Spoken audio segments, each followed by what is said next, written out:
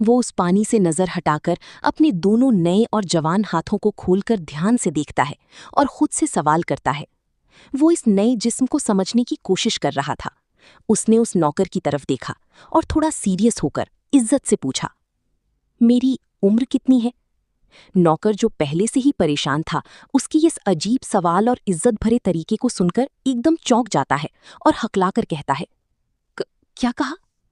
नौकर जंगसम की हालत ऐसी हो गई थी जैसे उसने भूत देख लिया हो। उसको ये यंग मास्टर का नया रूप बिल्कुल हजम नहीं हो रहा था।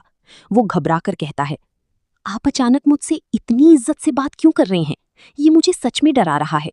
और फिर वो जोर से चिल्लाकर अपनी पहचान बताता है, मैं जंगसम हूँ, आपका नौकर जंगसम। चीफ बस अपना सर नीचे किए शांति से उसकी बकवास सुनता रहता है। चीफ यानी नया यंग मास्टर की आवाज सुनकर जंगसम ठंडी सांस छोड़ता है और जवाब देता है, हाँ, आप इस साल 22 साल के हो गए हैं। अपने मालिक को इस तरह पानी में कूदने पर जंगसम थोड़ा गुस्से और फिक्र में उसको डांटते हुए चिल्ला पड़ता है, सिर्फ इसलिए क्योंकि एक लड़की ने आपको रिजेक्ट कर दिया? इसका मतलब ये नहीं कि आप जान दे दें, आप अभी मरने के लिए बहुत छोटे हैं। लेकिन चीफ का ध्यान जंगसम की इन बातों पर बिल्कुल नहीं था। वो जमीन पर बैठा अपने जवान हाथों को देख रहा था और अपने अंदर पक्का यकीन करते हुए सोचता है, मुझे पूरा यकीन हो गया है। कैमरा चीफ के चेहरे और हाथों के क्लोजअप पर आता है। उसके चेहरे पर पसीना है। उसने पूरी तरह मान लिया था कि मौत के बाद उसकी रूह सच में इस 22 साल के डरपोक लड़के के जिस्म में आ चुकी है। उसकी पुरानी मजदूर वाले रफ हाथ अब बिल्कुल नरम और जवान थे। तभी जंगसम अचानक पीछे से आता है और चीफ को बाजुओं से पकड़कर जमीन से उठाने लगता है। वो जल्दीबाजी में कहता है, खैर अभी इन सब बातों का वक्त नहीं है, आपको जल्दी से एस्कॉट किंग के हवेली वापस जाना होगा। चीफ जो अभी तक अपनी ही सोच में गुम था, अचानक उठाए जाने पर घबराकर पूछता है, क्या? जांगसाम चीफ को जमीन से उठाते हुए एक बहुत ही जरूरी बात बताता है। वो घबराए हुए टोन में कहता है, एस्कॉट किंग ने हुक्म दिया है कि जैसे ही आप होश में आए आपको तुरंत उनके पास लाया जाए। एस्कॉट किंग का नाम सुनते ही चीफ के चेहरे पर एकदम हैरानी और डर के भाव आ जाते हैं। सीन अचानक से एक बहुत ही शानदार और बड़ी हवेली पर शिफ्ट होता है। ढलते हुए सूरज की रोशनी में ये जगह और भी खूबसूरत और खतरनाक लग रही है। स्क्रीन पर टेक्स्ट आता है, एस्कॉट किंग ली जॉन्सन का home office, Escott King residence. ये वही जगह है जहां से पूरी हेवनली ड्रैगन एस्कॉट एजेंसी चलती है। सीन हवेली के अंदर एक बहुत ही बड़े और शाही कमरे में खुलता है। कमरे के आखिरी छोर पर एक बड़ी सी चमकती हुई खिड़की के सामने एक शख्स कुर्सी पर बैठा है। ये कोई और नहीं, खुद एस्कॉट किंग है। उस कमरे का माहौल इतना भारी और शांत है कि किसी की सांस लेने की आवाज भी ना आए।